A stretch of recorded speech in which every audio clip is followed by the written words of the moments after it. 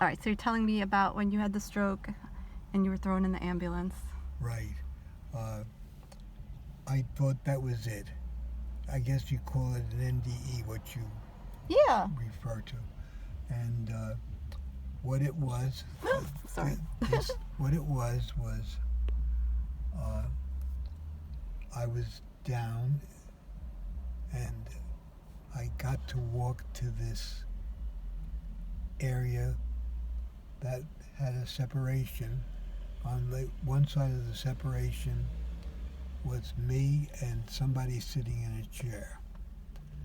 And looking at what the man who was sitting in the chair was stopping or interviewing people, there was just people racing across a field, okay? And they were just racing like, oh wow, and I said, wow, that's interesting. But when I got there to do my interview with the man in the chair, it was like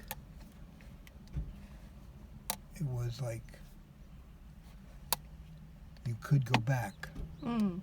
And that's what I chose, to go back, rather than the man saying, okay, come on, I'm opening the door, you go on the other side of the screen. Yeah. And What did he look like? just a guy sitting in a chair, just okay, take a seat, and Yeah. okay, you want to go back, and bing. How'd you feel? Like, what emotions? Oh wow! What I felt was, when I got there, first I said, I'm dead, and where are the angels, and where's the heavenly light? And then I said, there ain't none. There's just this crowd of, not crowd, it was only about 15 people, I guess, some small number, running across a field, not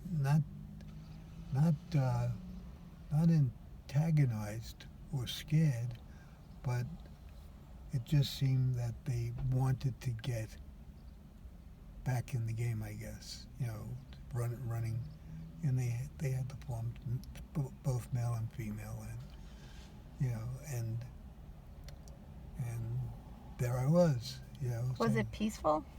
yeah, it was. I said it was peaceful, but the people who were running across an open field to the trees, right, looked like they were in a hurry to get there, which you could say, oh yeah, maybe Sharon is pulling the next boat right out. They want to make sure they catch the boat, Yeah. So I couldn't interpret it even then.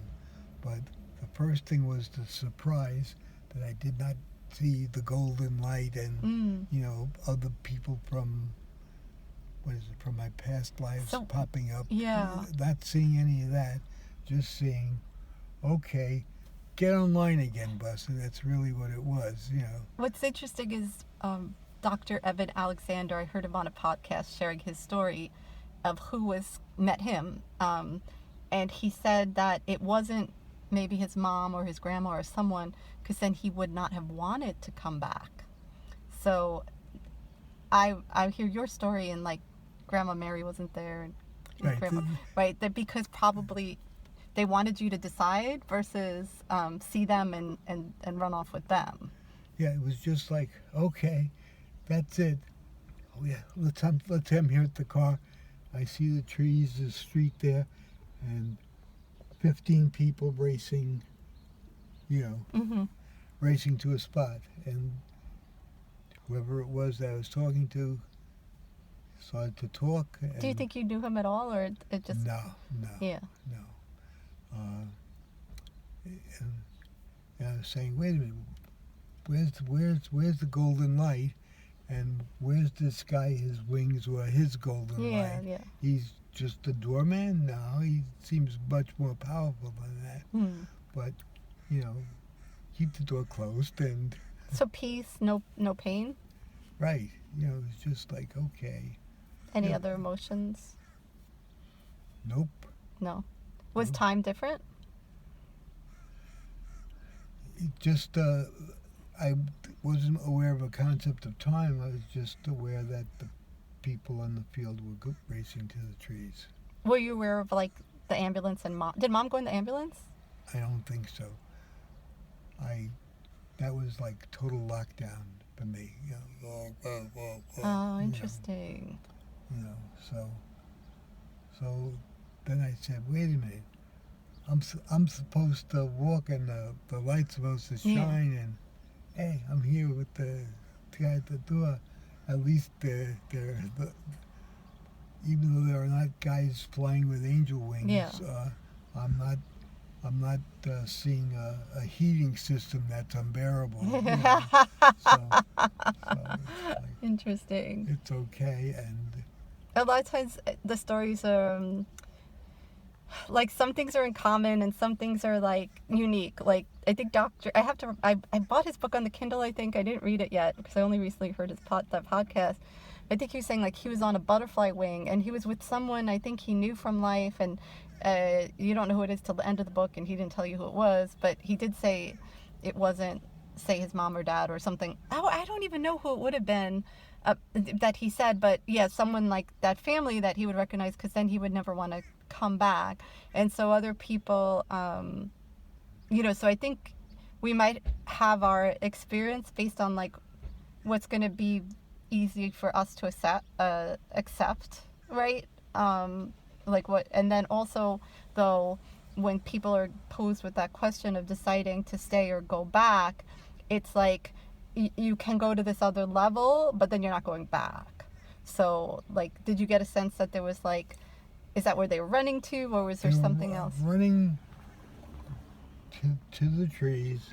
There was something, let's say, in the forest, a little forest, whatever it was, and they were just eager to get there and join But the it seemed crowd. like they wanted to go around again, like have another life, That's another right. That's what I lifetime. was concluding.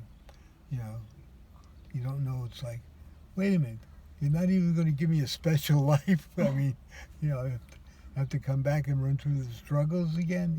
So it was. I like, don't think that's how it's that's how it works based on what I've seen. No, it was just But- like I didn't make that Yeah. judgment then. It was just, okay, 15 people racing across the field, running through Yeah. the trees.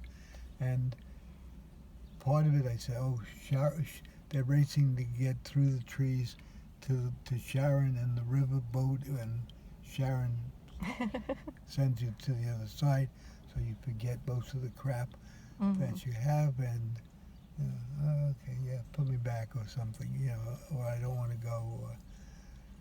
But I was saying, wow, no big sunshine, no big angels, no big playing of the harps, and also no pit with flames. Yeah. So I said, I'm doing all right.